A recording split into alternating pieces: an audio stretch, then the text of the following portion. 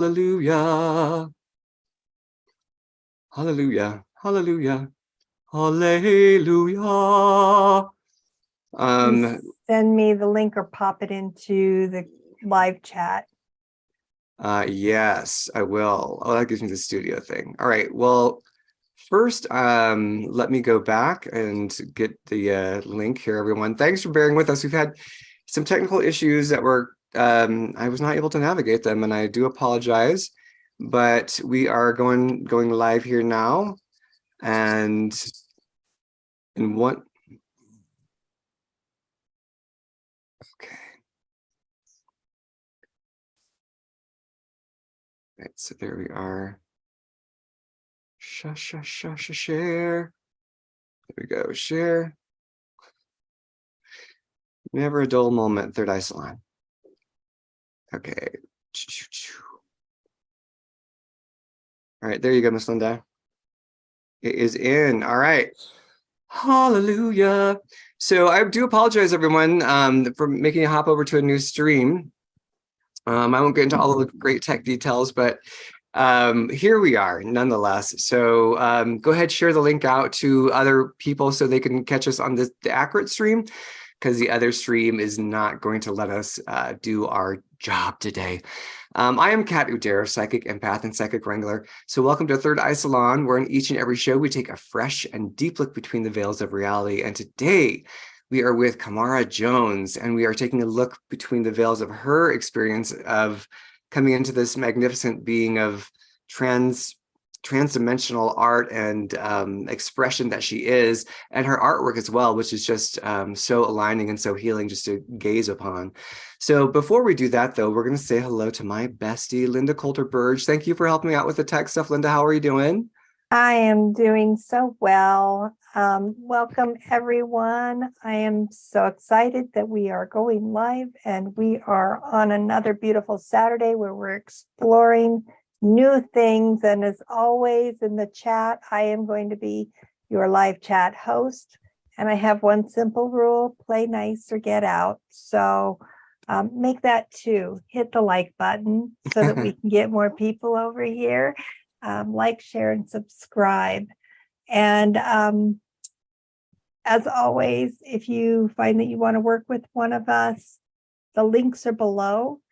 And I am so excited to see Kimora. And if you haven't looked at her presentations, I really highly recommend after the show that you go look at some of her podcasts as well that actually have her presentations, because her artwork is amazing. So Thank you. Thank you for coming on, Kimora. Very excited to have you. Oh, thank you so much. I'm so glad to be here. It's really awesome. You guys are all amazing. And yeah, I'd love to share energy with you, and we can talk about all kinds of cool stuff. So thanks for having me. I appreciate it. Absolutely. And we will, and we are. We're going to say hello to Mr. Jason first, channeler of so much incredible artwork, and also psychic medium, and just all around great human being. How are you doing, Jason? I'm doing well. I'm excited to be here as well. Amazing art. You're going to hear it all throughout the show. Amazing artwork. It's so beautiful. And I can't wait to talk about your process. I can't wait to, I'm super excited to be here. Yeah. Excellent. And then we have the lovely Angela Anderson. She is a shaman. She is a crafter of motorcycles. Well, she can really just do damn near anything she wants. And I just want to know how you're doing today, Miss Angela. I am doing well. I'm excited to be here on the show this morning with Kimora as well. I feel like what we call artwork, her artwork, is so much more than artwork. It's like a packet of information that we are downloaded with, even if you don't know you're in receiving mode of it. So it's just really pretty awesome. So I'm excited. I got on my shirt today representing Kimora's artwork. So oh, nice. Yeah, it comes in shirts as well. So just so you know. Well done. And I just want to make sure everyone knows that this is Miss Angela's last show with us. She is, her wings have broken the chrysalis of Third Eye Salon. The sky is calling her name, her fiery butterfly wings. Let us know what's going on with you, Angela. I'm heartbroken. I've already cried, but I'm also excited for you as well. Let us know what's going on with you. I'm just going into the next phase. I don't really know. I don't know. That's kind of how this thing goes when you're evolving. You don't really know what the next steps are. You just know you've been called to create space. And that's what I'm yielding to. It's the same way when I left the corporate world. I was just called to create a space. And from that point, the transition just flowed. The evolution came. So that's where I'm placing myself right now, is in the space to receive those next steps. I know it's something big. I know it's something that requires the space. So that's what I am yielded to. So stay tuned. Connect with me on Facebook or any of my other connection points so that you can be aware of what comes next, because it's coming for sure. Yeah, and also, I mean, we will still have Angela in the Third Eye Salon group. So you can certainly reach out to her there as well, but she's got all of her links down below.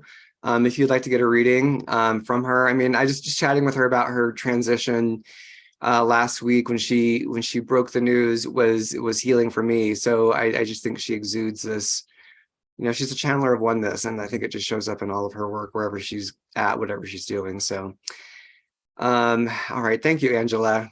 Happy, sad, but you're such an inspiration. So thank you for being with us for as long as you were. Absolutely. Thank you for having me. It's been a tremendous opportunity, and an opportunity for me to find my voice and gain confidence. And so I'm grateful and sincerely appreciative for that. So absolutely. I love you. I love you too. Right. I'm not going to cry. Whew! Okay. I'm going to read Kamora's bio. So we're so excited. I'm so excited to finally have Kimora on the show. So Kamora LaRoyce Jones at Art Soldier 77, and so you can find her on Instagram, on Facebook under at Art Soldier 77. Was born in Las Vegas, Nevada, November 3rd, 1977, and has been creating art since the age of 3. Kimora still lives and works in Vegas. Her youth was spent learning to draw from life and imagination and visualizing spiritual concepts. In 2017, Kimora and her wife had a few significant metaphysical experiences. In 2016, Kimora started remembering a vision from her childhood, which led her to study concepts in reincarnation and consciousness. From a very young age, Kimora was always exposed to concepts in higher consciousness through lucid, transcendent dreaming, and astral projection. After having the experiences in 2017, she opened up to the energy that brought her to where she is today. The art of the Transmigration Series is directly inspired by those experiences, and Akashic reading, other spiritual experiences, meditations, channelings, and trances that help her understand the importance of the soul's journey. Kimora prefers sketching her concepts with graphite on paper or digitally with her Wacom Cintiq, I've never said that before, in Clip Studio Paint, Adobe Photoshop, Coral Painter, and Procreate. Graphite sketches are always digitized, edited, colored, and manipulated to create the final pieces. Quite often, Kimora will draw and paint digitally to keep the lines and values of each composition harmonious and refined. Kimora works with many analog and digital visual art mediums, including 3D modeling, sculpting, and motion graphic tools like Adobe After Effects. Okay, you are going to be in such for a treat when you see Adobe After Effects when the art moves. During the week, Kimora also works as a senior graphic artist for an international gaming manufacturer. Kimora is inspired by metaphysical, new age, spiritual, psychedelic, classical, modern, and contemporary visual storytellers. So thank you again, Miss Kimora, for being here. And please do give us a thumbs up and let us know, give us some love, some comments to let us know how excited you are to have this fantastic woman in our show. I just wanted to hop in, Kimora, with kind of like your childhood. I always like to go back to people's childhoods because I feel like it's important for people to understand the process of how you got to be this, radiant being you are now. And you grew up, like you were saying before the show, you grew up in the South, religious community. a lot of indoctrination, you know, people with good hearts that had like a spiritual foundation, but very regimented. And I'm just wondering how that hit you and what resonated with you? What were you like, no, I don't know about that, you know? Tell us your journey. So actually, I did not grow up in the South. I said my family grew up in the South. Oh, your family. But, oh, you grew up in Las Vegas. You grew up in Las Vegas. Sorry. It's okay. It's okay. Yeah. It's okay. Yeah, so I grew up, my mom was very religious. My dad was not so religious. You know, my dad was not religious at all when I was a child. And so when I was about 10 or 11, you know, I got into the Christian church, the Pentecostal church, you know, West Coast Pentecostal church, and got really into heavily into scripture and heavily into Bible study. And, you know, it was interesting because that sort of converged at the point where, you know, I was becoming a teenager, but I was already sort of struggling with my gender identity, but I couldn't really say anything because I didn't really have the support. So I have this sort of, you know, situation where, you know, I'm studying scripture, I'm reading everything, I'm reading Old Testament, New Testament, I'm taking in all this doctrine, all these commandments and all these, you know, sort of hard rules, and some of them seem subjective, but some of them not.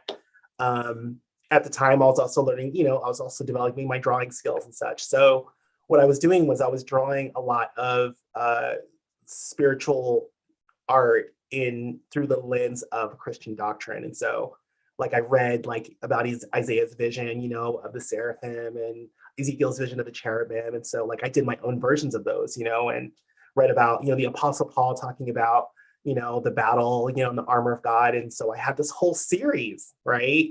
And I was trying to really understand it and trying to align with it, you know, knowing all the while that I'm also very, very different, albeit not completely, you know, detached from that. During all that and trying to be this good little Christian kid, I was always having astral projections. They were always happening spontaneously. I was always having these spiritual dreams, these sort of encoded dreams, and not knowing what they meant. I remember that in my early 20s, I had or I think it was my late teens or whatever, I had this dream about extraterrestrial energy. And these beings were flying around in these ships and they were interfacing with each other. In my teen years, I also, in addition to the Christian stuff, you know, I have this one distinct piece I remember with extraterrestrial energy, with this ship that's just beyond detailed. And it's it was always there. Part of that is, you know, growing up in Vegas and hearing about, you know, Area 51 and stuff like that. But in general, a lot of it was, you know, trying to sort of reconcile my identity with this sort of Christian identity, not really, you know, but not understanding that there were other options as well. Yeah. Okay. And so from there, when did you start to pull away from the church and the training? What were some of the breaking points for you where you're like, I just can't do that anymore? So my spouse and I have to actually apologize because in that bio that I gave you, my spouse actually identifies as non-binary. And so that was a part that I hadn't edited from that. So basically, I would say about 10 years ago, you know, I'm in my mid 40s now, about 10 years ago is when we kind of got out of the church. And what led up to that point was that we were really sort of talking a lot about identity and about coming out. One of the first conversations I had with my spouse before we got out of the church, you know, before when I met them, was that, hey, I think I'm trans. You know, I wasn't out yet. You know, I wasn't out. You know, I was surrounded by all these guys. You know, it was a very different environment. And so one of the first conversations I had with my spouse was, hey, I think I'm trans, but I'm not coming out because I'm scared, you know. And when we finally got, you know, married, which was not too long after that, it was a very different time period, we started talking about things. We started discussing what we want and the kind of life we want to build. And I didn't know at the time when we decided to get out that my spouse, that they had been kind of tired of it for a long time. I also had these other inklings hey, you gotta explore yourself. And I had another friend who was a hardcore atheist, and he was also super arrogant with it. And he would have these debates with me, and it was at the right time. His energy, his sort of bullheadedness, you know, was it was there, it was good. It was good for me at the time. And so all these sort of converging points and me saying, yeah, why am I still doing this? This is not really who I am. The spirituality is who I am, but not the doctrine. That kind of came out. And then just shortly after we got out, you know, my spouse was like, hey, you need to come out. You need to, let's do this, you know, let's explore who you are. And I'm going to explore who I am. So there were a lot of converging points and a lot of catalysts that sort of, you know, co-opted that and made it happen. And so you met your spouse in the church as well. Yes, that's right. That's cool to have that commonality where you're both like, okay, these are sort of our common chains, but also our common inspiration. And how do we redefine that? Go ahead. And you know what's interesting too, Kat, is that with my spouse, you know, they grew up in a kind of an interesting home, like with their grandparents, and you know, some of their other relatives, and maybe didn't have the best sort of interface with how religion was being presented, through, you know, through personalities and such, and through lifestyles that were around them. So yeah, they'd been done for a while. And so it was like, you know, I've learned a lot perpetually from my spouse about, yeah, you know, it's not just about doing what everybody else wants you to do. You know, you really have to sort of understand that life is this expansive thing. And there are people who aren't Christian. There are people who aren't Buddhist. There are people who aren't Hindu. There's all these different experiences that each individual unit of consciousness is having. And if you can't sort of see that, and you're trapped in this sort of, you know, sort of manipulative, you know, hole that someone's trying to keep you in, or that you have programmed yourself to stay in, then you're missing out on like who you really are. And so that has been the biggest, you know, lesson for me. And I'm learning every day more. I'm like, oh, now I gotta open up a little bit here. I gotta open up a little bit there. So yeah. It's so beautiful that your spouse was the one that sort of said, they were in transition saying, I'm already leaving this and I think you should too. And, you know, we can start to think for ourselves now. It's okay. Was there a point where you were like, okay, this is not the wrath of God if I leave the church? Like I'm wondering what that was about. Because I grew up in a church too. And there was a certain point where it was like, and I was very spiritual. Like I was probably the, you know, one of the most spiritual people, you know, like, you know, yeah, all about it. And you know, to be able to break that tie and say, this, I'm breaking a tie with religion, I'm not breaking a tie with God. I'm wondering, like, did you go through a thing of being like, I'm not going to go to hell, or am I going to go to hell, or like what was, if you don't mind just sharing that, because I think it's important for people who are in that transition. Well, you know, they have the term now, there's the term now, you know, religious trauma syndrome, right? That everybody talks about. And Marlene Winnell, I think, is the woman who coined that phrase, if I'm not mistaken. And the thing about that is that, you know, yeah, there are plenty of people who are, you know, LGBTQ plus, right, who are in different areas of life and such, who are in the church, outside the church, whatever, in various capacities. Honestly, when I left the church, I kind of like broke with everything sort of related to it, because I had been doing, the church that I was going to, I was doing like these illustrations based on the sermon. Like every week, my pastor had me doing this. They would print them on the bulletin. So like people would collect these things. They were like collector's items, and they would put it up on the screen. And so it was kind of like this thing where I had this sort of station, you know, within the church. And there were always people always talking in my ear about what to be. And so when I came out with all of the input that I was getting from all the different, hey, you could do this, you could do that, I sort of got like non-religious for a long time. You know, I got like non-spiritual for a while until about 2016, you know, where I felt like, you know, my guides or God or whoever was kind of speaking to me like, hey, we need to start exploring, you know, your connection with source again. And it was very clear that it was like, okay, so, you know, okay, it's okay to be spiritual and not religious. And I always knew that because I grew up in the arts, you know, around arts kids. I went to an arts high school, you know, I went to arts college, you know, like I worked in, you know, a corporate art, you know, studio. So it's like, yes, I've always been around like Wiccans and other types of people who have other belief systems, right? I've always been around like people who have, you know, Hindu beliefs and Buddhist beliefs. I've always been around people who have different beliefs. But for me, it was different because I got into it when I was at such a young sort of point of trying to find my identity, but I was also confused about my identity. So it really kind of screwed me over a little bit with this space in which I was kind of told, and that I was also programming myself to believe that that was the only way, that there was one way, right? And nothing against, you know, Yeshua, or nothing against God or anything like that, or any of the other, you know, beings that are sort of the expression of the church.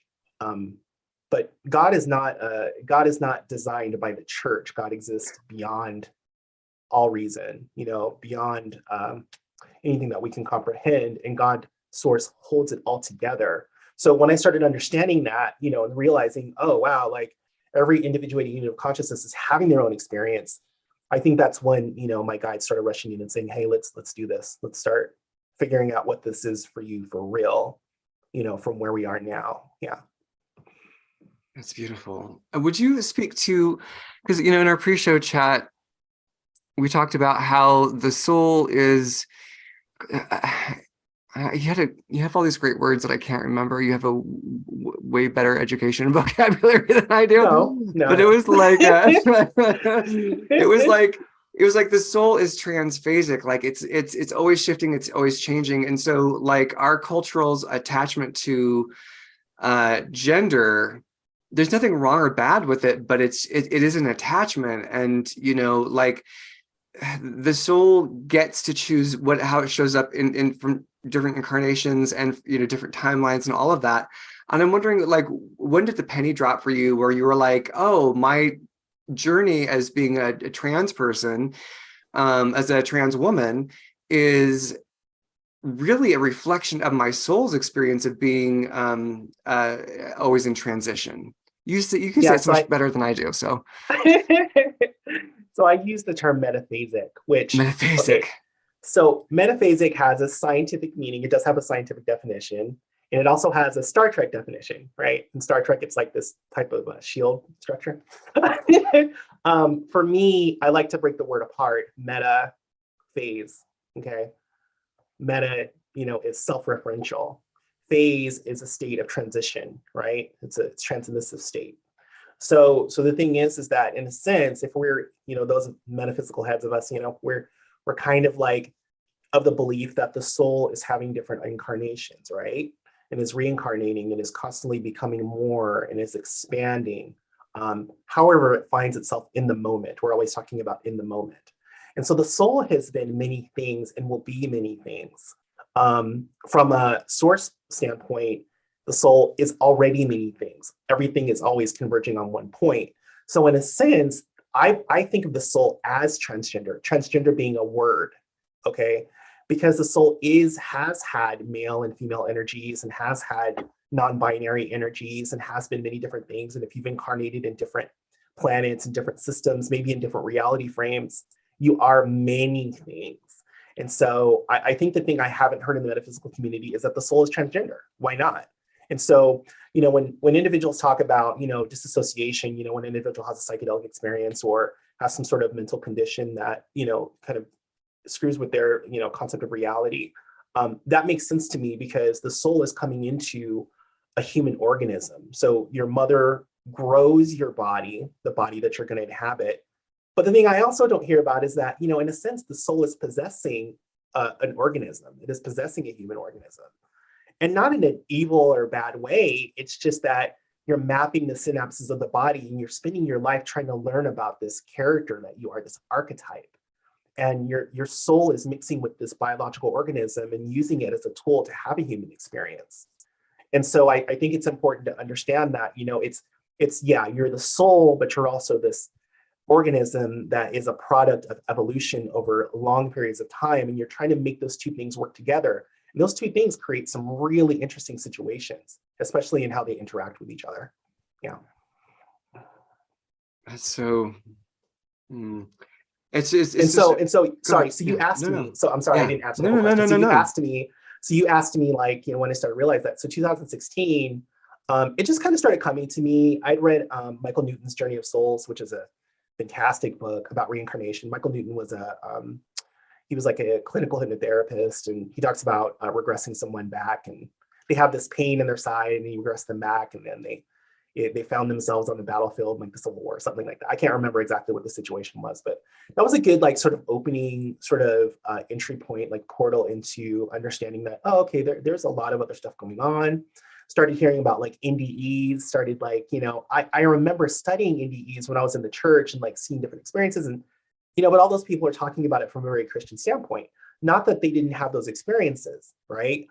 But then hearing other types of experiences that have more of a expansive, you know, energy, where these, you know, you have this atheist who has this death experience, you know, where they interface with the light or with the void, and it's so peaceful and it's beautiful. Or even individuals who have these very hellish NDEs, it's like, what do? They call on Jesus, and Jesus comes down and saves them. So there's this idea that, you know, the individual really is interfacing with source in their own way. And there's so many different things going on within this, think about it like a computer, right? And within this partition, there's all these different things going on, and each soul is like a node, and those nodes are feeding information into the source, and the source is becoming more expansive, but we're also source. So in a sense, it could be said, I don't see this, I look at doctrine, I look at religious doctrine, and I don't see religious doctrine as being any more valid than just the general human experience in general, because people do whatever they want anyway. So for me, it's kind of like, what if sources be trying to become more intelligent, more expansive through all the information that's feeding through all these individuated units of consciousness, and not just humans, right? Like other earthlings, like, dogs and snakes and cats and tigers and stuff, like source is becoming more massive and is seeing the potential for many different things in different dimensions and different reality frames. And so I started sort of getting this sort of structure, albeit very creatively and artistically, that helped me understand this sort of different identity of how God can be perceived, because God is a creator, and uses laws and physics and stuff to hold things together, but is holy in the sense that as a designer, there's perfection. That's how I think of God, Yeah, I like that. And the thing that comes to mind is how, like, because I grew up in the church too, and I left the church. I think there's that time where you're like, what if God isn't real? Like, you have to kind of cleanse yourself of like all of these. It's like you do this decompression, this like cleanse of all of this religious stuff you've been given, so you can figure out who you are, what you believe, and you have to create that distance in order to be like, what's real for me. And I would find that, like, in the church, like all of these people, they're like, we believe in the one true God, but they all believe different things. And they all believe different, it's just like, there's so much variation within that. Like, you guys could create separate religions within this one religion with all of the differences. So it's like, let's not lose our minds. You guys do not believe the same thing. You believe variations of a similar theme, but it's not the same thing. And don't mistake also, Kat, that, each individual person, regardless of whether they want to admit it or not, has their own ideas about everything.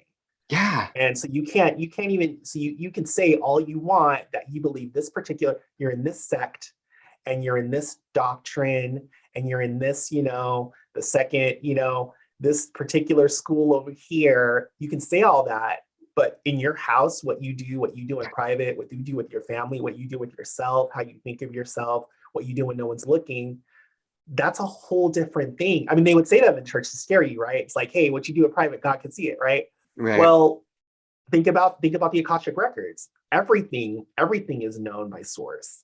And that isn't a bad thing. That just tells me that, oh, this is a massive experiment. Like, this is a massive thing that source is doing that we can't, none of us may be able to understand just yet, but we will, it's really good. Right. And yeah, that's the joy of the mystery. I want people to hop in here, but first I want to let you know that Three Beards podcast says, hello, Kimora. Hope everything has been well with you and Vi. Oh my God. I love them so much. I love you guys. You guys are amazing. Yeah.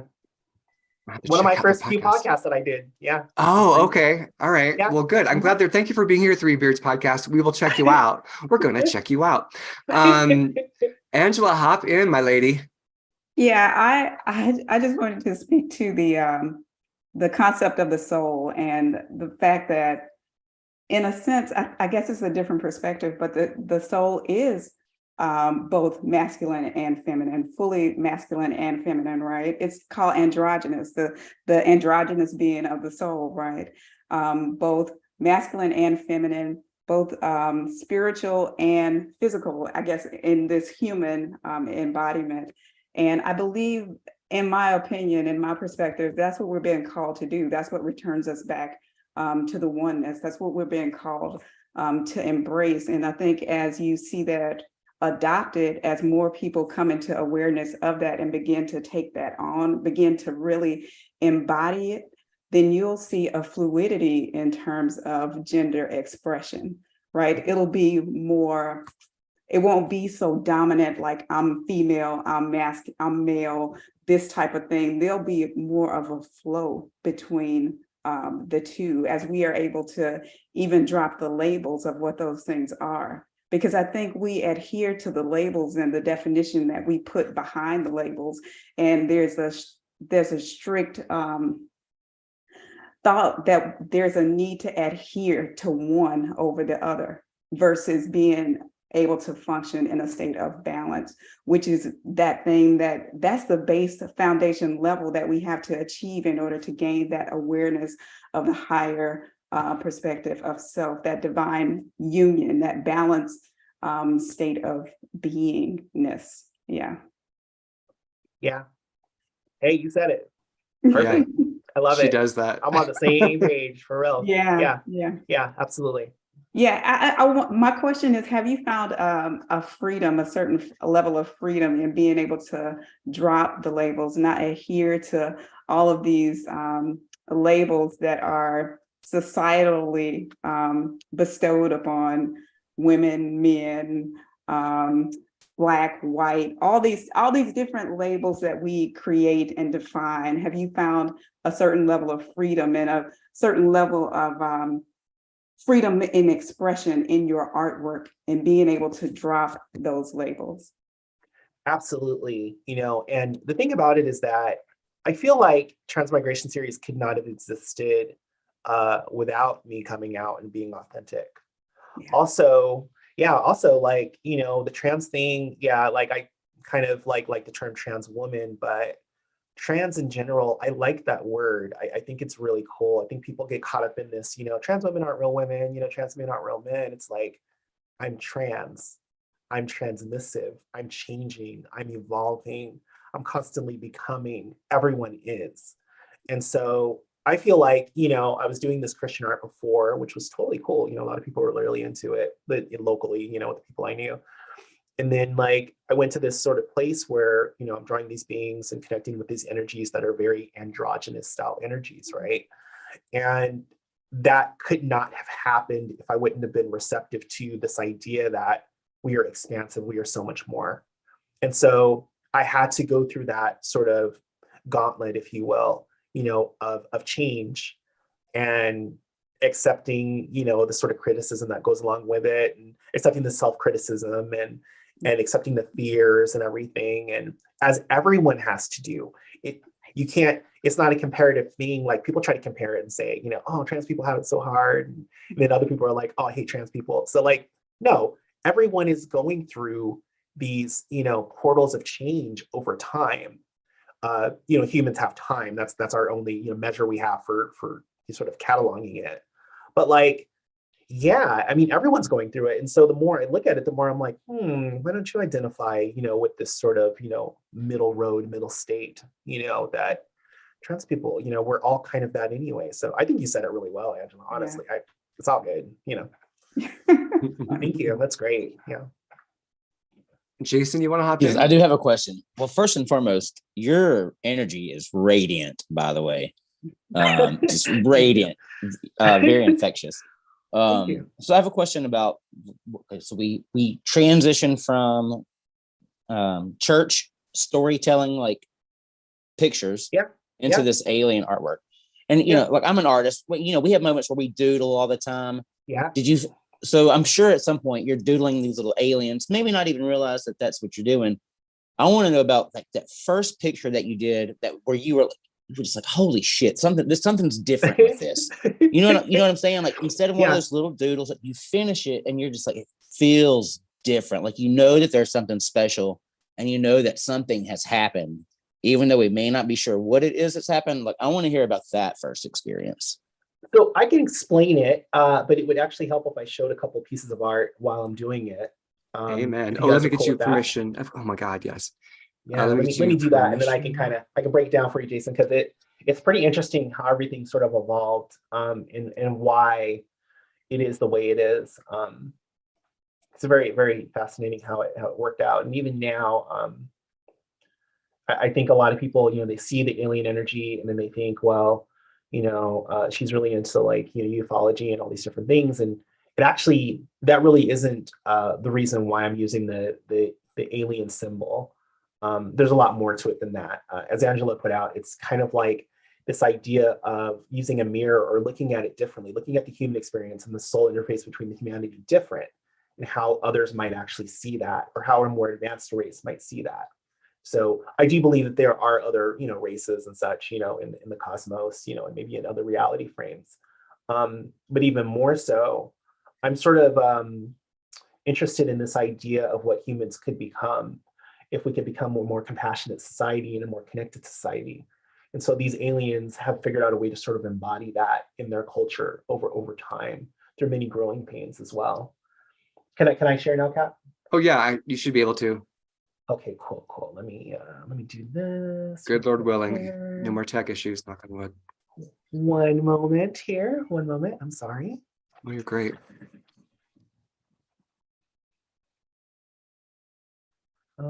Here. I'm sorry. Here. Okay. Here we go.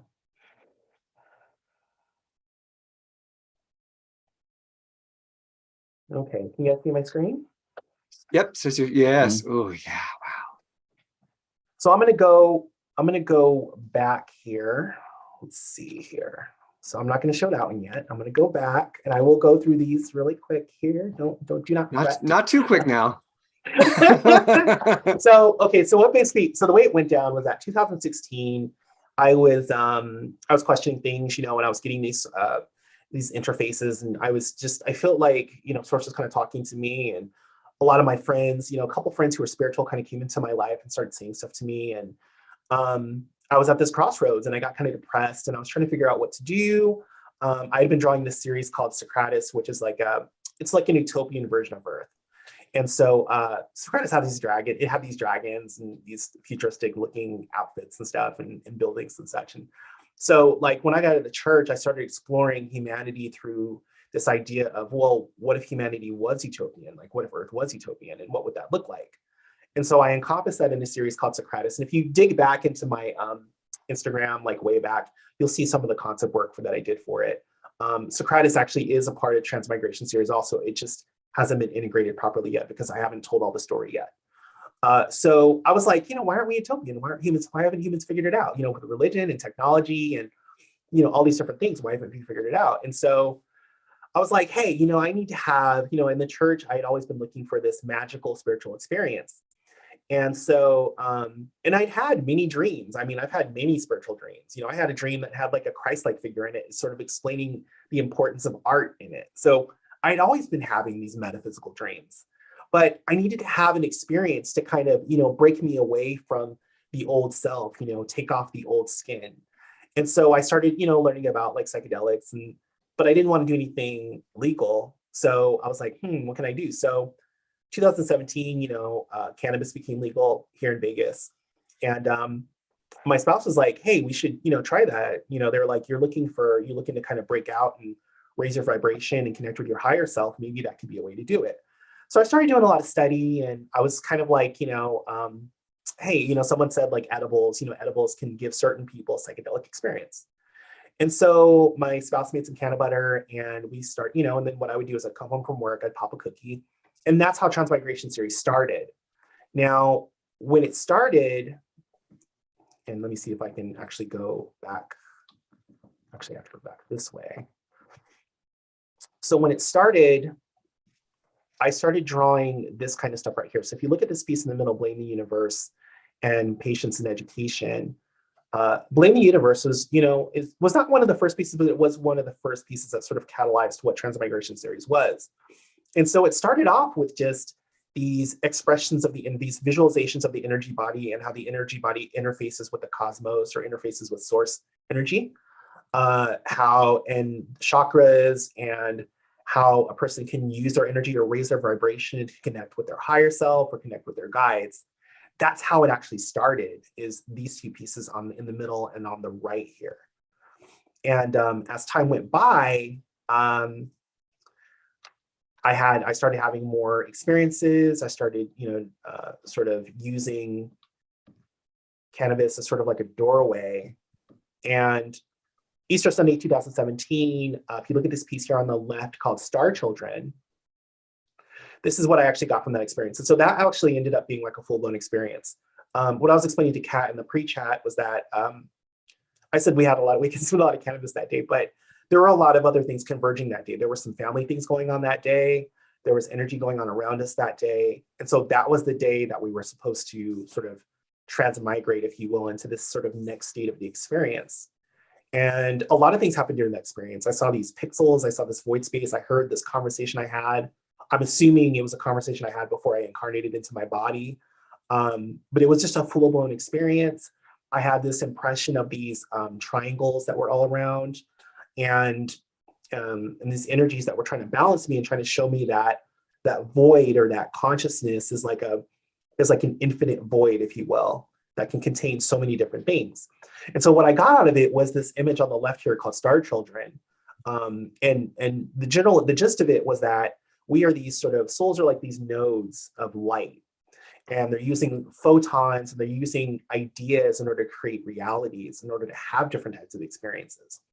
Now, if you look into this here, you can kind of see here in some of these little pieces here that there's a little light language here. And so even early on in 2017, I kind of like felt this, I felt one of my guides or someone saying to me like, okay, well, so there's this communication, it's telepathic, but you can explain it in the form of like codes or in the form of like sigils. And also at the time, I had seen a lot of people doing it on Instagram, drawing a lot of light language and stuff as well. So it just kind of came out, like it made sense, like the light language made sense. And then as things started to evolve,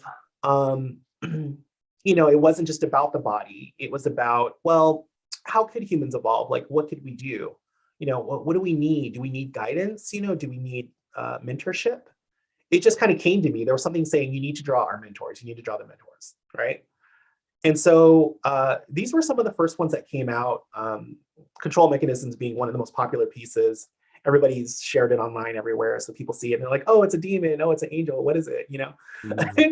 And so, yeah, I mean, it was more like, I felt like I was guided to draw these individuals, these beings who were more advanced than humans, who had figured out how to coexist, utilizing a sort of telepathic structure for their language and for their culture, but also understanding the codes and understanding the universe and understanding how the soul is connected to cosmos. And so even their technology is built in this idea of the soul and how it interfaces with source and how things are all connected.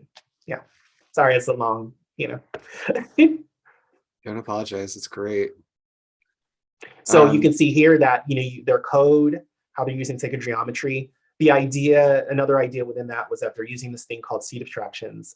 That's kind of a name that came to me, although I found a site one time that was also using that term, but there's these seed abstractions. And so if you think about this Merkaba that is above the head of this human construct here, what they're trying to do is they're trying to create these ideas that they can sort of covertly put into the minds of humans to say, hey, don't you guys want to be peaceful? Don't you guys want to be creative? Don't you guys want to do this? Don't you guys want to do that? And so their mentorship is sort of covert, albeit more like, mentorly, big sisterly, brotherly, or whatever. Yeah. And so it became its own thing. These pieces, when I started drawing them, I started getting a lot of visibility. People started saying things, people really connected with them. And it was very clear to me that I needed to explore it more, and that's where we find ourselves now. Yeah. Yeah, that's like celestial magic. Linda, did you want to ask something as well? I was just mentioning in the chat how I saw you having this experiential display for people to go through, and how exciting that would be to actually see this, because the movement that you have adds so much to the whole immersion of your artwork, and how I'd be so excited to go see that. So I can't wait to find out what that looks like. Excuse me. Oh my God. So yeah, I mean, I'm there are opportunities for that. We have a place here in town called Area 15, which is becoming really popular, and they have these motion, these sort of motion experiences. And I have another friend on the East Coast who's really interested in creating like an immersive space as well. Immersive spaces are becoming a really big deal, but yeah, having like high vibrational art in immersive spaces is definitely, I think you're right. I think it's the future for reals, but we'll see. We'll see what happens. Yeah. I also thought how cool it would be to have multiple people who all have either vocally or artistically are doing light language and having an immersive traveling show like that. That's my Oh, dream. Oh, that Oh. sounds awesome. We should do it. We should make it happen. My Yeah, we should make it heart just happen. lights up because the transition and the transformation that can actually help in this world. Mhm. To those who might not even know that this exists, that are just going for curiosity, what a wonderful way to introduce them to a whole nother level of being, that to help them remember. Yeah. Yes. Well said, Linda. And I would also say, what I try to encourage people to do is to one of the things that happened before, I think it was like right after I left the church, is it was very clear to me, and you said this, Kat, that you were very much into scripture. You were very much into the church when you were in it. And I was too. Like I was very sort of invested in these visions that like Moses is having, that Isaiah is having, that these different, prophets and apostles and different individuals have had, and these interfaces that people are having with Christ, when Christ was around. And I thought I thought a lot of it was very beautiful and very challenging. And I thought it was also very cultural. And I'm like, I was very serious about it. And I feel like when I was drawing a lot of that stuff, people were like, oh, that's kind of dark, or, oh, that's kind of interesting. Like, do you understand it? And it's like, yeah, I'm understanding it in the way that I'm connecting with it. And so what I always encourage people to do is, as you're finding yourself, wherever you find yourself and however you perceive it, maybe sketch some things out, maybe draw some things out. And it might help to connect you more with whatever this thing is that you're connecting with, even if it's just a situation that's more of a, situation you're going through psychologically or with someone in your life. Art is very much a tool. You don't have to have a degree. You don't have to be a professional designer. It's a really great way to connect yourself with your mind and with your soul and with your spirit, so that you can really find out what you're talking about. It's no different than writing something down in a journal. When you're drawing it, it's a more expansive writing experience. It's like information. It's like a data download, and hence why the Transmigration series looks the way it does. I'm playing with the interface between the viewer and the information there. And so what I'm trying to do is I'm trying to encode positive information, albeit challenging information, higher energy information, into structures within each composition. And so there are plenty of artists doing this throughout history. Plenty of artists have done this in different ways. There are plenty of light artists doing this right now. I think it's really important for those who are of the light, who shall I say, connect with the light. We're all of the light, but with those who connect to the light, to maybe, be a little adventurous and see what comes out, and see if maybe you might have something to say, that hasn't been said yet, because it's really up to us to bring the new energy forward. And some people say, it's the kids and it's this, and that, it's the next generation. No, we're all doing this now. It's all converging. It's always happening.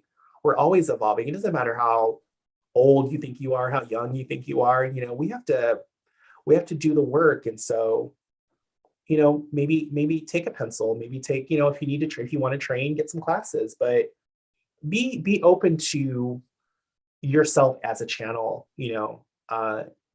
who can bring new energy into this reality frame. Because humans, we have a lot of choice. We have a lot of things we can do. I think there is an error of free will, but I'm also like kind of a fate person too. So I think maybe we don't know. But that's the challenge, right? That's what art is. Art is choice. Art is free choice. It's a vision made manifest in this reality frame. So that's how I see it. You're doing it, Jason. Everybody's doing it, I love that you call it reality frame. It really helps understand. And also another thing that you say is like souls as nodes, which I really relate to. Like I really resonate to being a construct that's a collective of other energies that's coalesced into a physical form. Like that really resonates. And it gives us some sort of framework to be meta and go beyond the physical. It gives us some language, some like transitional language, to be able to elevate ourselves into these experiences that you captured and I could just fall into, I do fall into. So God, you're such a trailblazer. You're such a, like, your words and your energy and your vision are burning a path of understanding for people to come together and understand who they are individually and as a collective. And it's just, it's a tremendous flow to be able to settle into an experience. So I would love for you to continue the narration of your expansion and these incredible images that you're blessing us with. Yeah, thanks so much, Kat. Everybody's doing it in their own way. I'm really nothing special. I have a lot to learn. I have a lot to learn. I'm always growing. I have things that are challenges for me that I'm trying to evolve into and out of, and I have fears and I have ideas, and I'm no different. I'm no better, no worse. We're all sort of figuring these things out in our own way. And so, like, Yeah. when you look at shape of identity here on the right, you have this being, one of these beings, who is sort of doing research and looking at this, like, this sort of multicolored version of themselves, this sort of multidimensional version of themselves and what they want to become. So they're projecting this idea out into space and thinking about what it is and what that looks like. All the while, if you look at the energy flowing through this being on the right here, the being that's having this sort of imaginative experience with their city beyond the horizon here, they're already this radiant being. And so we can project, we can say, oh, I need to do this. Oh, I need to be this. Oh, why am I not that? Why am I not popular? Why am I not beautiful? All these different things. But you got to realize that this experience you're having is the experience. That's your experience. And you have something to bring to the table. Everyone does. Even a child, who maybe only lives for a couple of years, or someone who doesn't even make it out of the prenatal unit, there's always something that someone is learning from you or getting from you. And so you can't ever think of it in terms of a comparison. And this whole idea of everything being competition, you look at dual power on the left here, competition doesn't really make a lot of sense. Now, when you're talking about sports, that's different. Yeah, the idea is to beat your opponent, is to have a more superior technique, strategy, whatever. But in general, life is not a competition. There's so many different circumstances that are, sort of in the way of development and on the pathway to development. And so when you're able to join with a person, you may dislike your coworker, but you have to accept the fact that you're all learning together. You're put in this space, and together you're expanding code. You're looking at code. You're analyzing code. You're analyzing the code of the interaction of the space you've all been put into together. And so, when I'm drawing these, a lot of this is a type of channeling that I do where I close my eyes, I look into a void space, and I send an intention out into void. And then what I get back is what I generally draw. It's a little more instantaneous now. It's not as mystical as I'm making it sound. But there's also the issue of that it's took me a long time to develop my artistic abilities. Even though I've been drawing from the age of 3, my initial talent was more about creativity. And my mom would say that I was always a good drawer, right? I was always a good illustrator, but that to me, that like I had a lot to learn. And so, I went to an arts high school. I went to an arts conservatory high school. And then I went to, college and did took a multimedia program and learned how to sort of express through different mediums and how to be able to visually construct this. So also, if I had to sort of develop my skills, transmigration also wouldn't look the way it does also. So my other sort of challenge to people and, sort of encouragement to people is, to explore that thing that you love, the thing that you did when you were a child, or maybe you didn't have time when you were a child, because of your home life. Maybe it's time to sit down and to let it come out and to interface with it again and to sort of accept this thing that source has programmed you to be. And that's essentially what transmigration is. It's literally me having fun with source energy, the way that I interface with it and putting it out so that others can have their own interface with it. It just so happens that because it has a metaphysical theme, it's dealing with light language, energy, extraterrestrial energy, soul energy, conversion, integration. It just so happens that really connects with people as well. And so I want to ask, if I can, Yeah. these 2 images that are here, because these seem to be like parallels of each other in a way. where it's like, and this is how I'm seeing it. And again, you know, there's just, I'd like for you to expand on it, because it's like we have these two beings on the left side. We have these two beings that are open, and they are connecting with this being in the center who's got all of the data, who's got all of the codes, who's got all of the, who's carrying all of this, and they seem to be reaching out to receive it. And then that seems to be mirrored in the image on the right as well. What's going on? So the left image here, I'm pretty sure, and you got to bear with me. The left image, I think I called new code at the time. My file, I called it like new codes. That's what I called it when I drew it. And it was at a time when I'd been drawing a lot of these, and I felt like my guys were like, okay, you know, we need to bring some new energy into it. And so what you see here is this sort of like periodic table of new codes that's being developed in the body of this individual here. But then you have these two individuals on the sides here who are sort of helping to facilitate the transition into this new code space. And so, you know, sometimes in life, what we have to do is we have to sort of cooperate so that a person can kind of get to their next level, wherever that is. And that may be your boss, that may be your coworkers, that may be your mom, your dad, your sister, it may be somebody you absolutely cannot stand. But what they're doing is they're helping you to facilitate a new evolution into the next sort of phase of your development. That's kind of what's going on here. They're obviously doing it in a more peaceful way. You can tell it's very peaceful. The energy is very harmonious. Right here on the right, what you have is you have two individuals who are working on the same problem. They're looking at the same sort of portal. They're analyzing it. They're figuring out what they can do with it. They're feeling the energies as they surge all around them and as they permeate through each other's bodies. And so when you're working on a project with someone, the two of you are growing together, something you guys haven't done before. And so, you know, when we talk about this idea of competition in society, think about it. You know, what if the medical industry wasn't focused on, you know, money and funding?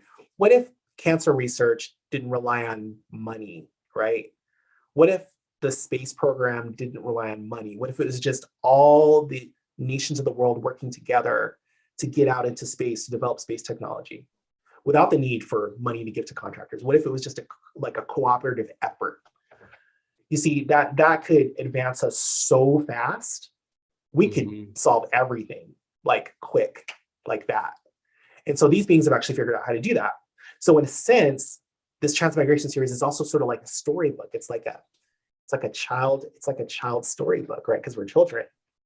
To teach people, hey, look, we have all these options that we could do. But a lot of people have to get on board. So all you can really do is work on yourself, which is why, you know, a lot of the pieces are, you know, individuals working on things. Like here with the personal alchemy, you have an individual that is looking at the alchemy of their connection with nature all around them and sort of creating spells and constructs based on their relationship with nature. You have this accessing the higher aspect on the right here, which is this individual here, this being here, interfacing with their higher dimensional guides. One of the things that a lot of people don't understand is, you know, what's all this like stuff here? You know, what's all these, you know, yeah, we understand light codes, but what's all this other, you know, junk going on here? Well, when you think about thoughts, one of the things I like to do as an artist, every artist does this, you know, a lot of big time artists, you know, a lot of big names have done this, is they create their own sort of visual language. When you think about thoughts, or you think about ideas, you know, what would those look like if they had a sort of visual structure or visual impact? That's what this is. You know, these are different ideas that these higher dimensional guides are imparting to this core unit of consciousness and saying, hey, we could bring all these things forward, but it's going to require this, it's going to require that. And so when I'm drawing these just geometric constructs and these sort of organic or sort of quantum sort of symbols and ideas and designs, it's my way of sort of describing the idea that you got to really think of ideas as these packages that you can open up and they can expand in this reality frame, in this sort of physical photorealistic reality frame that we call life. You can take them, you can open them up, and they have a sort of a seed that goes out into the world and it grows in the world. Everybody can do this. It doesn't mean that everybody's going to be famous, not everybody's going to be a millionaire, not everybody's going to be James Cameron, whatever. What it means is that you really have to consider your ideas as having some bit of, you know, beauty to them. And maybe it's only you, maybe it's only for you, but also maybe it's for somebody in your family, or maybe it's for people all over the world. But if you're not willing to take the time to sit down and to develop that craft, whatever that is, your academic crafts, your administrative crafts, your artistic crafts, whatever it is. You may never find that thing that can really set you free or set other people free. How long would something like this take you on average? Accessing the higher aspect took about maybe 9 hours, maybe. And I think this is one that I sketched on paper first, then I scanned it, and then I just kind of drew it with my Cintiq, just drew digitally right on screen. Cintiq, a Wacom Cintiq is a type of pen interface that uses a transmissive technology, and so you literally draw right on the screen. And so I use programs like Clip Studio Paint and Photoshop to, it's a better way to get accuracy and stuff. But I also oil paint. I'm actually creating some new oil paintings for the series right now as well, because I have a show coming up in LA later this year as well. So Wow. that's the kind of harkening back to stuff I learned in high school. I don't know. Yeah. One of the things I really appreciated about conversation you had was how you have constantly asked questions. You were always in a state of curiosity. If beings were to communicate with us, if guides were to communicate with us, it's not through language or other ways, how would they do that? And just asking those questions, I think, really opened you up. And then also the point that you make, which is what I work with my clients on, is that expression of who you are is how that's showing up in your life. And so those gifts that you have, the way you express it, no matter whether it's through your art or your work, that's your ability to bring that forward into the world. Those things that you feel so driven to do, that is part of your gift, your mission that's being transmuted into you. Linda, that's perfect. I mean, that's exactly it, right? Anybody else drawing this stuff would draw it different, right? Anybody else, channeling information, writing a book, making a film about energy, transmitting energy, it's going to come through your experience. It's going to come through your specific identity and the way that your identity was designed by Source in order to bring that information forward. And so you said something really awesome, Linda, that I want to touch on, which is you're talking about these beings. The thing that comes to mind as well is, I was always drawing these like angels. Like when I was in the church, I was drawing these warring angels. So like Kat brought through Archangel Michael, in the beginning of our get together, right? And so like I had all these like representations, these sketches that I would do of these, beautiful, magnificent, powerful angels, from the throne, right? And the more I sort of evolved in my experience, the more I was like, well, what are angels? What if higher dimensional beings are on a different sort of rung of the cosmic hierarchy in a sense? What if they are like these beings here? What if everyone has to kind of do the work to sort of go up a level, right? And these beings are indeed heavenly beings in a sense, but heaven not in the sense of how we think of it as a space of cosmic mystical light.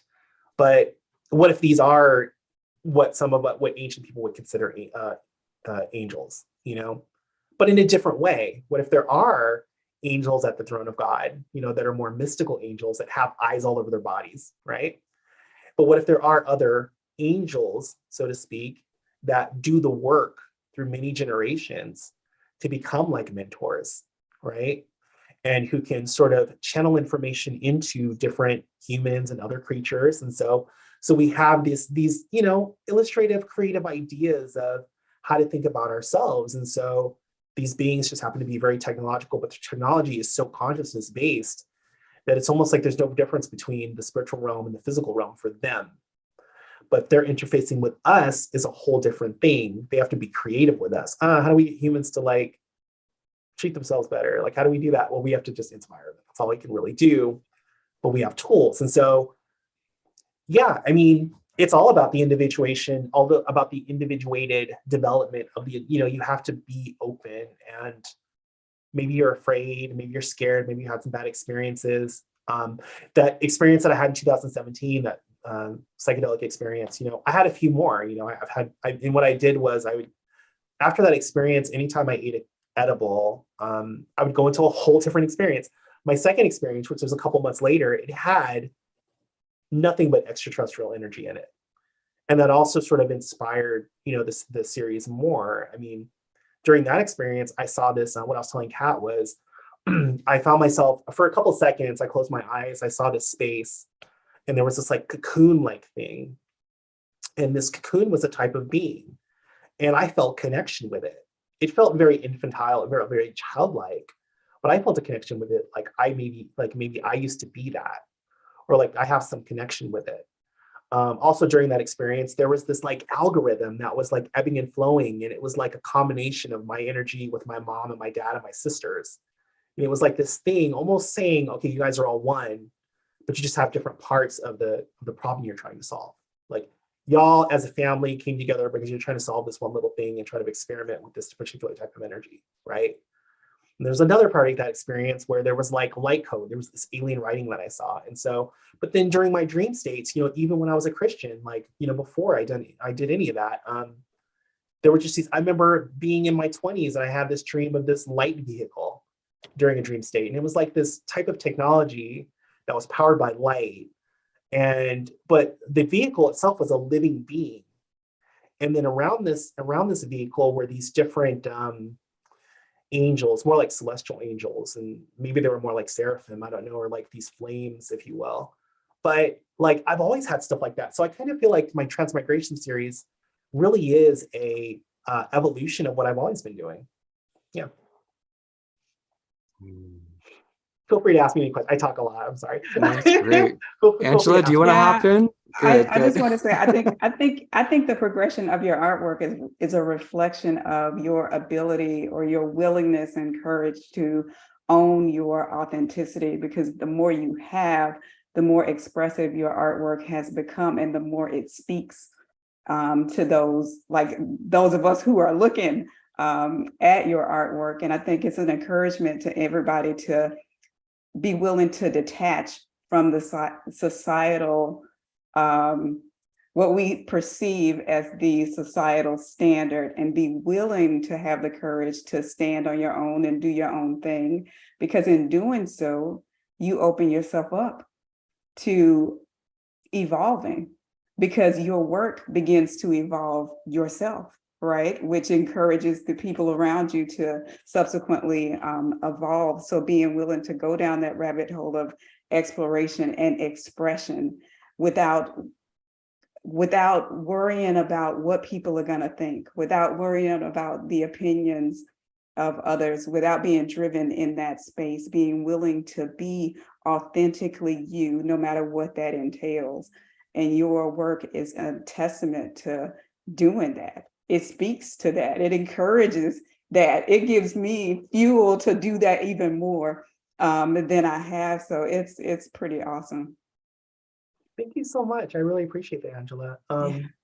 Yeah, I mean, I can't draw this kind of stuff at my day job. My day job is like video game stuff. So like they don't want this, so, but even in like sort of the academic circles that I was in, like when I was in high school and stuff, like my teacher didn't want to see stuff like this, so this is really its own thing, and there are people I know who, I've shown this stuff to, and they're like, no, stop, but for those who really connect with it, it's like, oh, where has this been all my life? And this is the case with a lot of things, like if you didn't do the work, if you didn't have the show, if you didn't have Third Eye Salon, right? If you didn't have this, you didn't have that, then maybe someone would be able to interface with that. And so I'm a strong believer in this, like, everything's sort of pre-designed, but I'm like, I don't know, I mean, some people go through life and they get really down on themselves and they become a victim, and they don't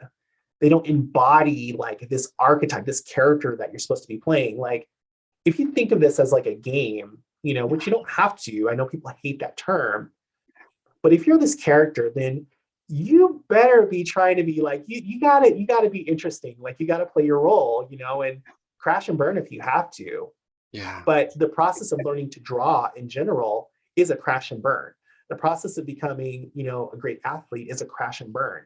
The process of becoming anything is a fail 8 jillion, million, billion times before you get this one that's right. And you're like, okay, I got it. I got that. Okay, now let's work on this next thing over here. Let's work on drawing hands. And oh, that sucks.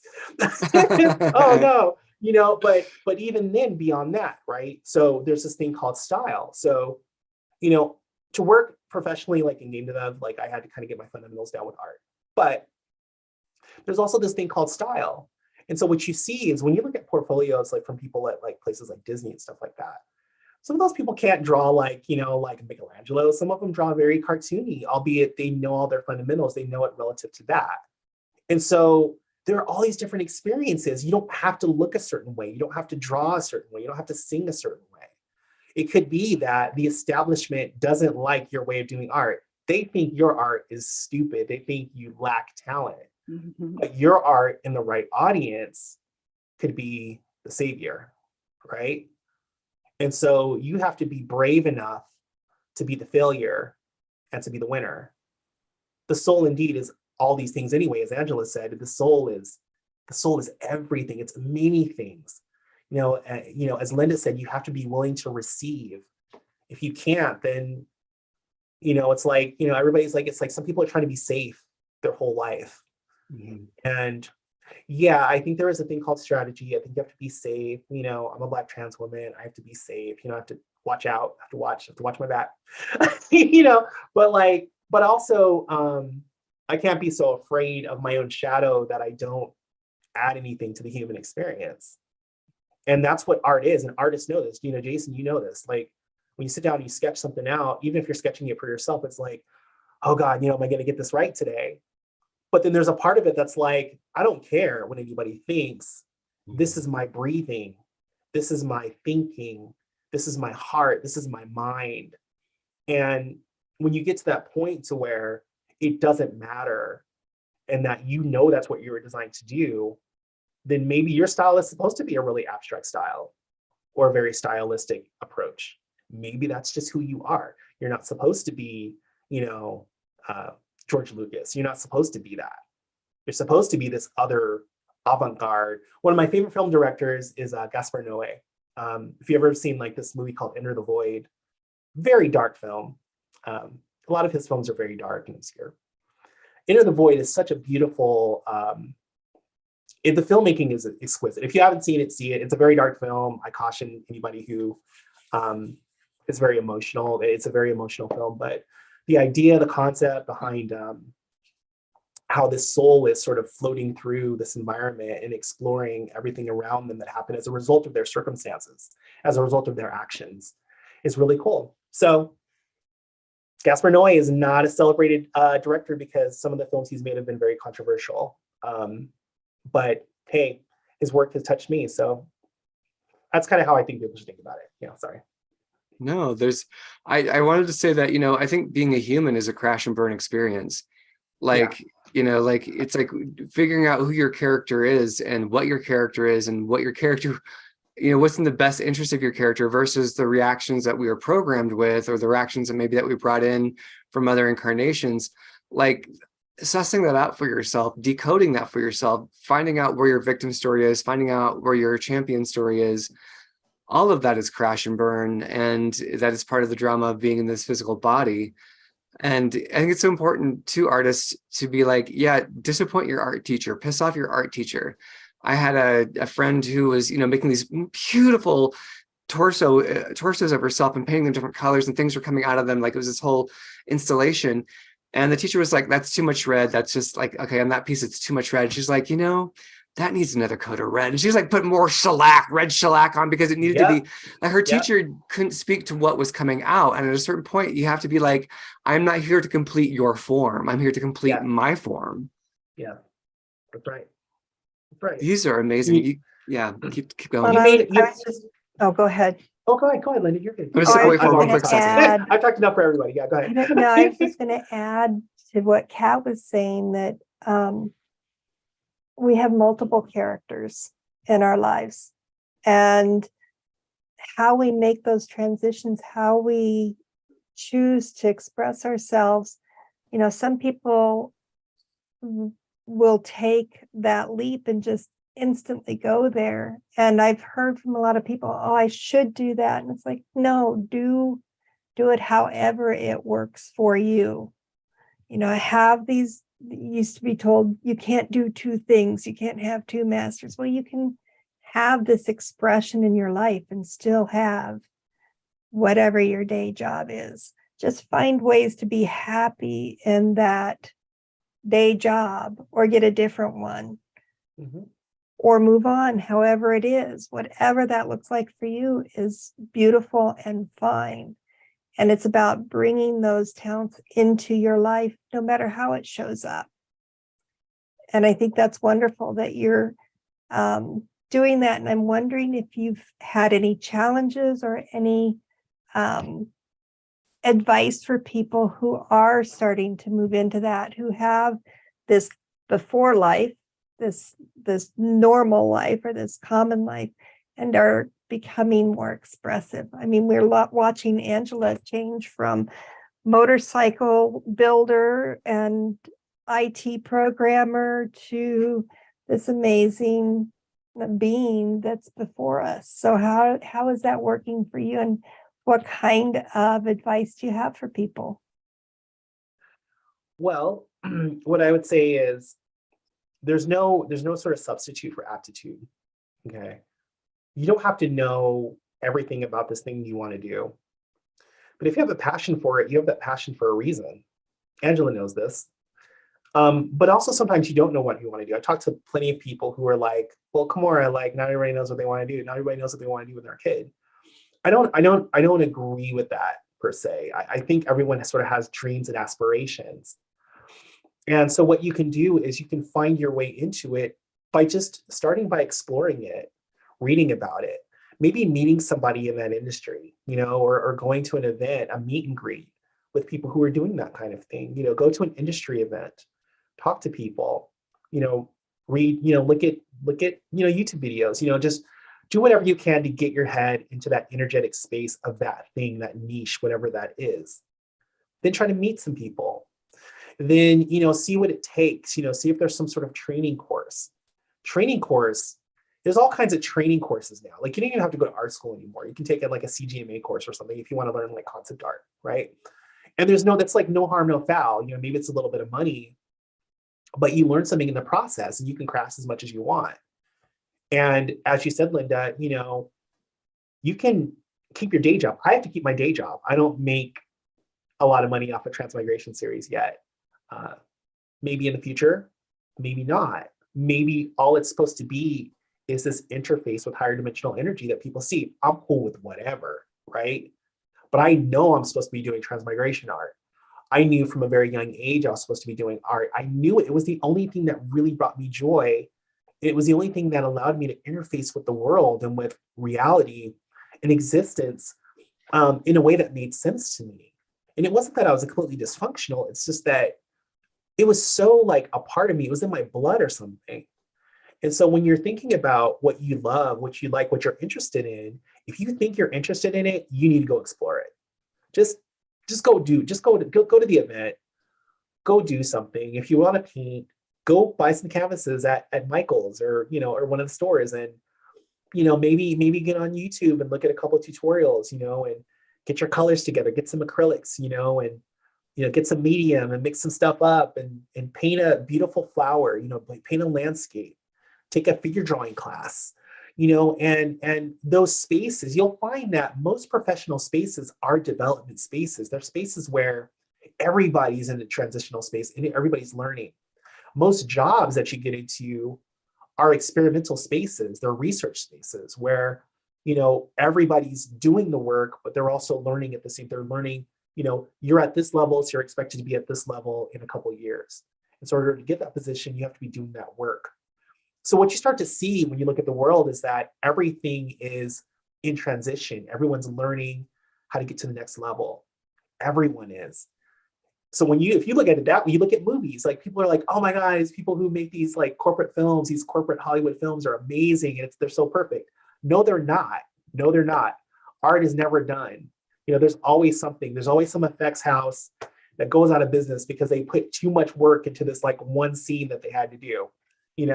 There's like, we're going to put all our energy into this dragon that we have to animate, and they go out of business because they just did too good. They did too much work, but there was also more work they could have done. They just didn't have the funding. There's, think about the old school Disney cartoons, the Disney Renaissance, when like Little Mermaid and Beauty and the Beast and all those came out, right? Before that, they made movies like Black Cauldron and stuff. Black Cauldron was a complete failure, financially speaking. I think it's one of the dopest like cartoons ever made. Okay. But like, think of like the original Fantasia. The original Fantasia, when that came out, it was an experimental film to show the capabilities of animation at the time. They wanted to show the state of the art. But some of their investors and some of the business people were like, why are you guys making this? You're going to bankrupt the studio. No, Fantasia is a part of their evolution. They had to show the technology. They had to experiment. When they made Fantasia 2000, same thing. Roy Disney got his butt handed to him because they were like, why'd you make that film? Because this is who we are. We're development. We're the future of animation. We're developing animation. We're developing animation process. We're developing storytelling process. And so what you find is that even in these things, these productions that look like perfection, personified, even those people are just experimenting. They get a lot of money and they experiment. They're like, we're going to blow all this money making something really cool, and we're all going to experiment. So no one is perfect. No one is trying to be like that perfect. Everyone's just trying to play with energy or play with money just to kind of do cool stuff. We're all just a bunch of kids playing with energy. That's all we are, So you don't fear. To get good at something, it takes what they say like 10,000 hours, right? That's the popular thing. But I would say that failure is also a state of mind. You're not failing. I don't believe in that. Like, I think that's kind of, to judge yourself that harshly is also very not good. So you do what you can, until you get to a point of like mastery.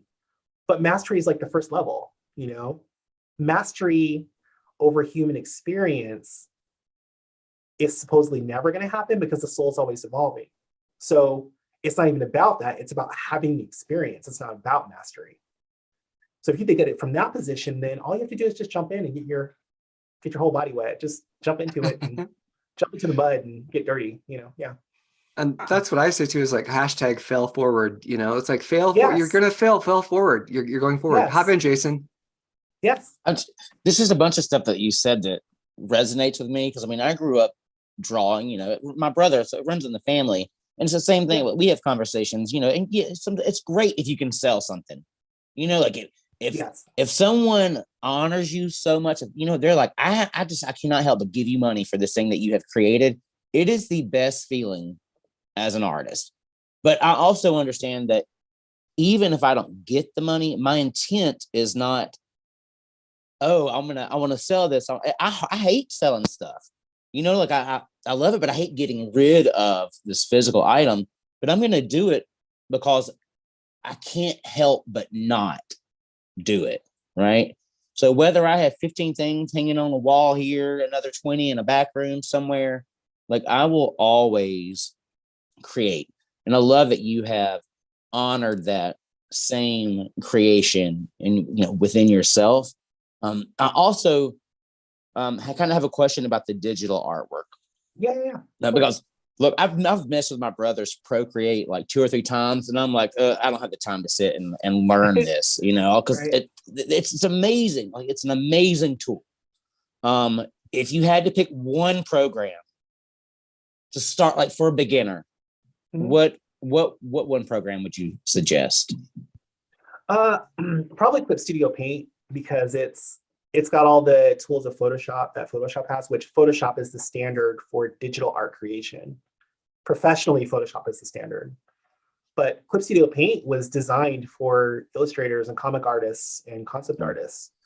And so all the brushes, all the drawing tools, all the different shape tools and stuff right out of the box, they're perfect. You don't really have to edit anything. It's really straightforward, but it has the power of, it has like comic book templates and comic bubbles if you want to do that kind of thing. But as a drawing program by itself, it's good, because what you want to do as a digital artist is you want to get as close to Photoshop as possible. And you want to start working in Photoshop at some point in time, just because it's the standard. That's all. Yeah. Other than that, I would say Procreate is the easiest. You know, you just get a version of it on your iPad, and you just sketch around and just do some really cool stuff with it. It's the brushes in Procreate are exquisite. They're lovely. They're nice. Yeah. Mm-hmm. And just, you're doing it, Jason. It's like, I work in corporate. I've been working in a corporate design studio for about 16 years, and it's cool. It's fine. It pays the bills. It pays really well. But it's commercial art. It's not fine art. It's not transmigration. Transmigration doesn't need to be a big blockbuster movie. It just needs to be what it is. I'm not going to compromise it for people with money. I don't care what anybody says. You know what I'm saying? Maybe someone comes to me and says, hey, I want to make a film. We want to own the film rights.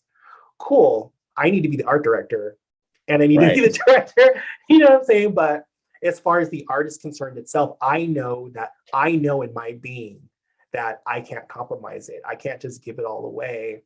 No one else is going to do it the way I'm doing it. That doesn't mean that no one else would do a good job with it. Other people would do a great job with it. Other people are doing transmigration in other series. But it's who I am. And so I love it. Like you said, I love it. It's in my blood, so I'm going to keep doing it for sure. Being in Vegas, have you ever seen a UFO?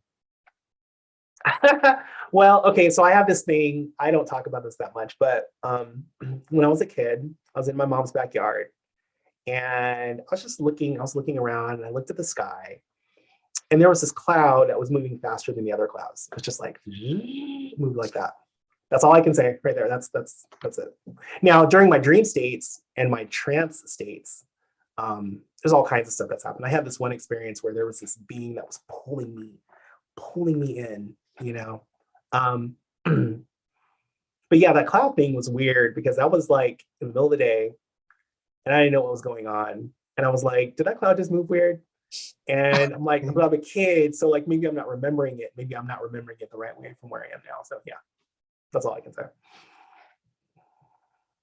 I wanted to talk to you. Well, first of all, people can know that you can find Miss Kimora at Art Soldier 77. And 77, I was watching one of your interviews, is actually on your hand. And let us know about Art Soldier 77. Yeah, there's 2 sevens. What does that mean for you? What is that for you? Well, I was born in 1977, number one.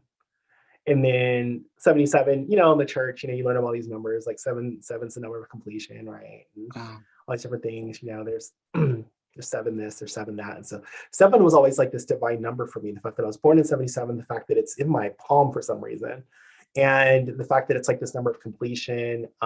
7 has always been around. It's always been this sort of divine, sort of energetic convergence for me. And it's always been around me. So, I mean, I think there's a lot to it. That's all I can. I wish there was more I had for you, but it's I'm sure when I go see my guides for real, they'll tell me, hey, this is why 7 one's important. Yeah, it's all good. It's cool. So my sister was told she has 7s in her hand, that 7s are also photographic memory. Oh. So they said she just needs to learn how to tap into that. Well, what's interesting is when I was a kid, when I was actually really kind of getting into my learning, like my academics when I was in high school, I could look at a person's face, then I could go back to my home studio and I could just draw their face. See, and I can there it is. So I can still kind of do it. So anything like artistic, like I went on a trip to Italy when I was in high school. That was like our senior trip. And just studying different styles, I could sort of mimic those styles. Like I know transmigration doesn't look like that, but outside of that, like, yeah, I've had to learn to kind of like work in different styles professionally after working different styles and mimic different techniques and stuff like that. And so my boss says that I'm really good with that, you can't tell my games. It doesn't look like I'm working on, you can't see my style in my games, so maybe that's it. I don't know. Yeah. Do we have any other thoughts or questions before I change the topic here? Yeah, I just wanna speak to what Linda asked before about Kamora encouraging others in that space, in the space of creation, and allowing the inspiration to speak. I think it's such a testament to your story that you've carried your passion from childhood up to adulthood. But there are so many people who are taught out of that or programmed out of that childhood inspiration that they carried into this plane. And I just wanted to stick a pin there and say that there is always opportunity to reclaim that childhood inspiration. And that's where meditation comes into play.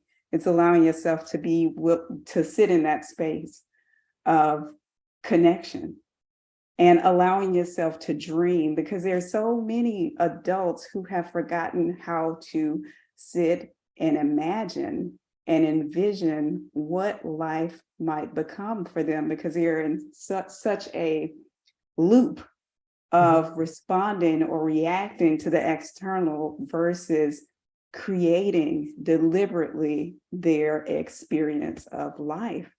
And there's a great opportunity in that space.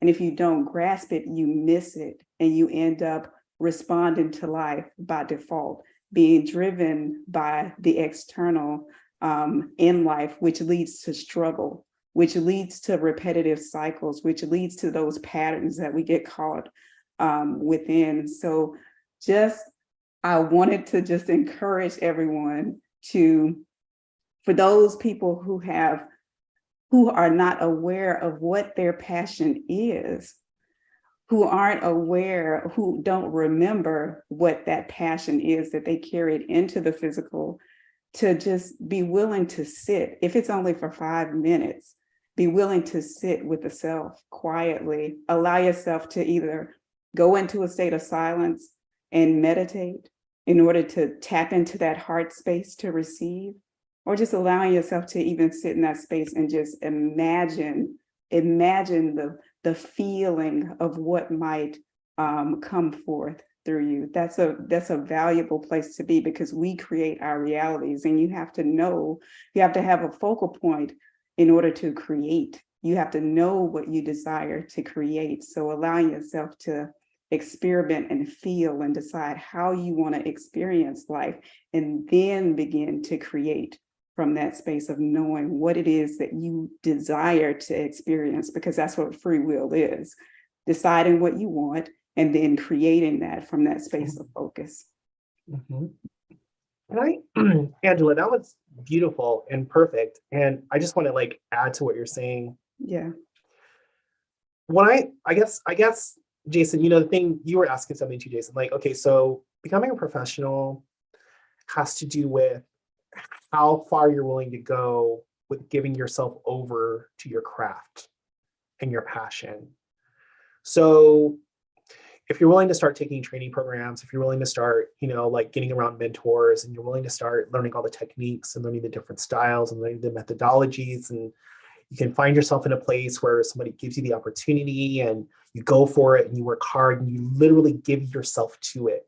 See, so when you're in the church, is like this, okay, you're supposed to be giving yourself to God, you're supposed to give yourself to Jesus, that's supposed to be your focus. There's a different sort of thing when it comes to being a soul in a human body, trying to reach a place of mastery with the human body, with the character that you've become, right, that you've incarnated into. And that has to do with giving yourself over to it. And I think that scares a lot of people, this idea of, oh crap, I got to spend how many hours doing this, and I have to give myself to it, and I may lose relationships because of this. I may lose my friends. I may lose my spouse. I may lose all these different things. That's something that I think that's a sacrifice I don't think a lot of people are willing to make. And that doesn't make you weak or a failure for not wanting to do that. But that's essentially what I did. I also feel like my parents were also very supportive. I had that. I understand that a lot of parents aren't supportive. But you're not too old to do anything, There's a guy, just as an example, talking about places like Disney and stuff like that. There's a guy, Matthias Lechner, I think that's how you say his name. He's a art director, an environment designer. And he did all the environment designs and concepts for Zootopia. And he has this writing on his, I noticed his website, or, I study other artists too, okay? Mm-hmm. So he has this writing that says, he was explaining his journey, and he said he'd been working in animation in France and a couple different places. And he's like, look, I'm 40. He's like, I'm 46, whatever. And I just got to Disney, like is what he was saying, and Disney's just a thing. Like a lot of artists want to work there, whatever. Your craft, you should be doing your craft until the day you die. You should be developing until the day you die. You should be at your board, at your drawing board working, and then you like die. Like I know that sounds very dark, but what else are you gonna do? You're just gonna sit around and like worry about dying? Like it's like this is what God made you. God made you this. You're supposed to embody this. Those of you out there who are questioning this love, this passion that you have, like Angela said, you're supposed to be this thing. You're supposed to be entertaining God. You're supposed to be like, you're supposed to be interesting, with this thing you have. And so, yeah, Angela said it, you gotta kind of give yourself to it. And you have to imagine, you have to sit in a meditative state and imagine yourself, see yourself. It's like the law of attraction, whatever. You got to see yourself doing it. And then you have to make the moves to become it. It's not just going to like come to you. You have to do it. And then you will make a way for yourself by doing it. Yeah. I wanted to, that was fantastic. YouTube Thanks, conversation would be great. Just kidding. We've got like 10 minutes left. So I wanted to, direct this into how's your experience been as a trans Black woman in the spiritual community?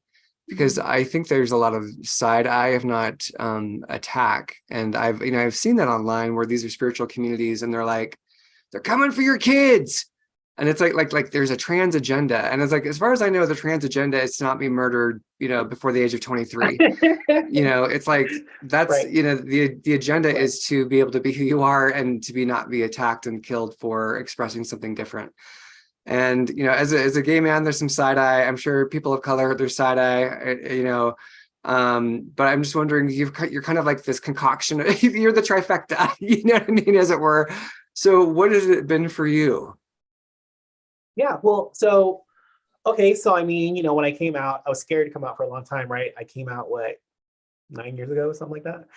So like, I waited till, I was on my own and completely autonomous and married and away from my family before I did that for a reason, right? I actually used to moderate. So at our local LGBTQ center, I moderated one of the trans groups for a number of years, like shortly after I came out, because one of the leaders was like, hey, you talk very well, you moderate really well, can you do this? And it was interesting, some of the conversations that would happen, because so many people came from different, backgrounds and stuff. But for me, I came out while I was in corporate. And so that was like a thing, when we went to HR and corporate's like, yeah, we need like diverse people. That makes us look good, So it's, for me, it's one of these things where, okay, I had to have the courage to come out. When I had the courage to come out, I also had the encouragement of my spouse, who's a supporter. So you want to get around different people who support you. I was afraid, my mom wasn't very happy when I came out. I had one of the coolest conversations I've ever had with my dad when I came out. But they're still very religious people now. My dad is actually very religious. So my mom has always been religious. And so they have their ideas about it. I have to deal with it, but I still love them. They're my parents. They have a right to their own perspectives. I have to moderate perspectives. I don't know who I'm dealing with. In the metaphysical community, yeah, some of the stuff I read, some of these doctrines and these people who have these ideas about how the universe works, I've read some stuff that says, that we must honor male and female energies, and you must accept who you are and accept your experience. No, I was born in the right body to have this experience.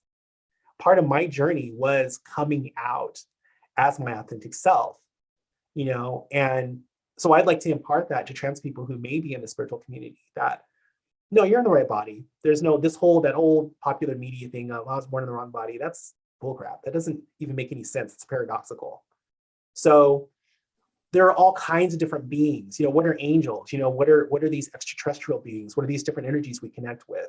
Some of them aren't beings at all. They're just different. They're just something else. And so I'd like to say that, if you're a metaphysical person, you see yourself as this light, as this open, as this expansive person, then you have to be willing to expand your perceptions of what source is capable of from a creative standpoint, because you're closing yourself off to what source is. And that was one of the other reasons I left the church, is because I felt like people were trying to put God in this box, and it just doesn't work that way. So we have to expand. We have to just kind of, we have to be out, Kat, it's, milk, right? It's Harvey Milk, right? It's everybody needs to know someone who's trans. Everyone needs to know somebody who's gay. Everyone who needs to know somebody who's metaphysical. Everyone needs to know somebody who's Black. Everyone needs to know a person. They need to be in proximity to an expansive idea that maybe isn't relative to their experience. And so we just have to be out in whatever we are. Yeah. Yeah. Go ahead, Angela. I think it would be valuable for people to go back and read like the work of Rudolf Steiner. He wrote this book called Cosmic Memory, and it's called The Separation of the Sexes, the Division of the Sexes. It's when the sexes split. So before that time, the sexes were combined. So you might get an expression. Every expression was androgynous. So you might have a hermaphroditic expression of an individual human body. And I think in reading that text, people would be more accepting of those who express in that way now, because it's a reflection of what has always been the case. It's a reflection of what has always been the embodiment of both masculine and feminine energy and how it chooses to express, because that expression is always the choice of the individual soul who's down here in expression in the physical. So it's just a matter of being aware. It's a matter of awareness, because the unknown creates fear. It creates resistance and rejection, and that's just because there's an ignorance in regard to that particular subject, right? So it's just getting aware, getting educated in that space. Yeah. Yeah, I think education is huge. And yeah, being in proximity, like you're saying, Kimora, is huge, because that's how you get educated.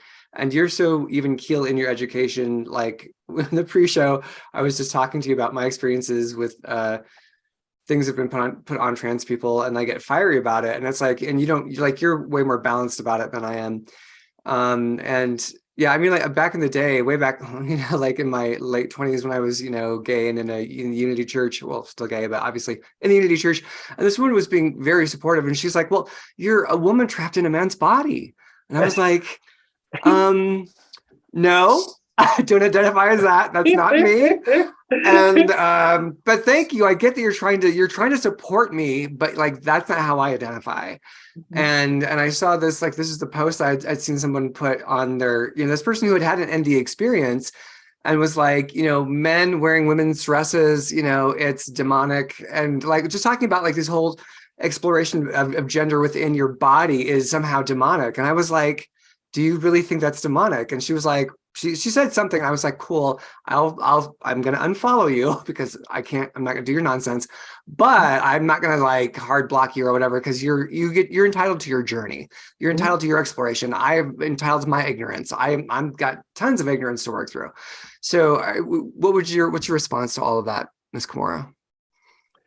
Well, one of the things I've noticed in studying things like NDEs and spiritual experiences is that they're so varied and they're so different. And even though many of us would like to believe that the NDE is this one type of energy and, it's this or it's that and that, I've heard a lot of different types of NDEs. I remember there was a young boy on like Oprah back in the day who said he had an NDE and he saw like a wizard. So my thing is that my thing is that everyone is having a very unique experience. And I think that because some people have these very love and light experiences, atheists have these love and light experiences during their NDE, and Christians have these hellish experiences during their NDEs. I think there's probably some component to it that has to do with what the individual wants to interface with and how the individual identifies with themselves and with the cosmos as a whole and with God as a whole. And so I'd like to say that I think there's a lot more to the study. And I think as time goes by, we're in this consciousness, revolution. We're in this psychedelic revolution. I think as time goes by, we're going to learn more about who we are and how we relate to each other. But I think you got to really push forward with who you are just to see where it goes. Stay positive, stay legal, don't do anything illegal or anything like that. Stay, but challenge yourself with your area of expertise. Become a master of your crafts. Really put your foot down and maybe learn to be okay with becoming all that you are, like accepting it, taking it on, like it's something I can't say enough. I'm sorry, I know I'm holding it up, but it's something I can't say enough is that what else are you going to do? Like, what are you actually afraid of? And if you're old enough to where you're an adult now and you can take those steps, don't compare yourself to young kids who get to do it when they're younger, who this thing that you want to do. Don't compare yourself to them. In fact, don't compare yourself to anybody. You have something to do on your own, so do it.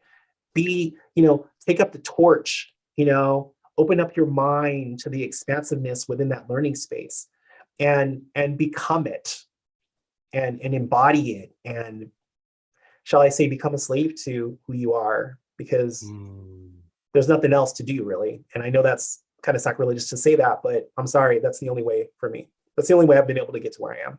Yeah. That's the soldier part of Art Soldier. It's like there's a dedication, a devotion. I don't give up. I'm relentless. I'm a soldier. Christian soldier. In the Bible, there's, the Apostle Paul talked about the armor of God, right? The breastplate of righteousness and the belt of truth and the sword of the Spirit and the shield of faith. The tiara of fabulousness. Okay. Yeah. And so for me, look, it's just an evolution of where I've been. And so I think the way I relate to my journey is as a soldier. This just makes sense to me. And art soldier is so like a soldier of peace, but through creativity. Yeah. So beautiful. Well, that is fantastic. Sadly, it is time to wrap it up. So Kimora, from your beautiful, gorgeous, radiant, multidimensional heart, what would you like to share as your closing thoughts with our audience? Believe in yourself, believe in your journey. Love is the greatest power in the universe, and God is love. And so let's learn to love each other. Let's learn to love ourselves, but let's love through our gifts also. And so you're all beautiful, radiant, peace and blessings. Stay at it. Keep at it. Beautiful. Thank you, Ms. Kimora. All right, I'll toss the mic to Miss Linda, and I will put us into Brady Bunch view so they can get us all going on the screen here. Oh, you're muted, hon. Can't you read my hands? You're doing light language with your fingers. I know that's. Thank you, everyone, for joining us, for switching over to our new link as we had technical difficulties. You were amazing. You followed us all the way through. Thanks for the great conversation in our chat. And as always, you can check out the links below. Thank you also for the coffees and the other ways you've donated to our group so that we can continue this show to the best of our abilities. Angela, please come back and visit. Oh, absolutely. Absolutely. Jason, so happy you're here. And Kamora, so glad that you joined us. Just absolutely love your work. So Kat, with that, what's happening next week?